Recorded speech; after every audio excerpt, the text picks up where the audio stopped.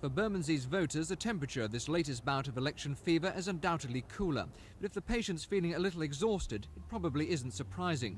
Last February's by-election was always more about personalities than politics. It was fought in a hothouse atmosphere, liable to leave any voter gasping for breath.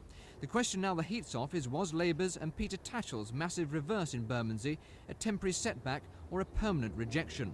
With a majority of 9,000 plus, the man who spearheaded the Liberals' victory in Bermondsey, Simon Hughes, has the confident air of a man who believes he's onto something more than an electoral freak. After a tantalising 78 days in Parliament as a working MP, he's back canvassing again. It's a long time to go yet before we make up our minds. Quite right. I'll be round and persuading you before then. Sorry? The lifts throughout the whole of the borough, more of them probably in the last year have been out than have been working.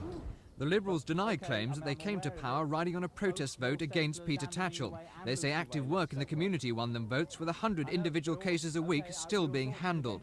The seat's so important to the Liberals nationally that it rated an early visit from David Steele last week. But in Bermondsey, it's local issues that count. Acres of dockland still lie derelict and abandoned, once an important source of jobs. Housing is another problem. 80% of it is provided by the council, mainly in the form of flats. For the Conservatives, Robert Hughes has made it an election issue. He promises new homes in the Docklands and the unhindered right to buy council houses and flats. In the by-election, he came a poor fourth. But that hasn't taken the bounce out of his enthusiastic canvassing. As you probably know, one of the things we're really hot on is making sure that all this derelict land gets brought into use. It's a bit of an eyesore, isn't it? It doesn't... That's right. But for campaigning style, the Tories were upstaged today by Labour. They had Michael Foot's dog, attached to Michael Foot's wife, Jill Craigie, in turn standing next to the man who's replacing the dropped Peter Tatchell. For John Tilley, the campaigning problem is ironic. Where press and television made Tatchell a household name, John Tilley's known to few in the area. He only became the official candidate 2 weeks ago after losing his Lambeth parliamentary seat because of boundary changes. He's confident, though, in Bermondsey he can only do better.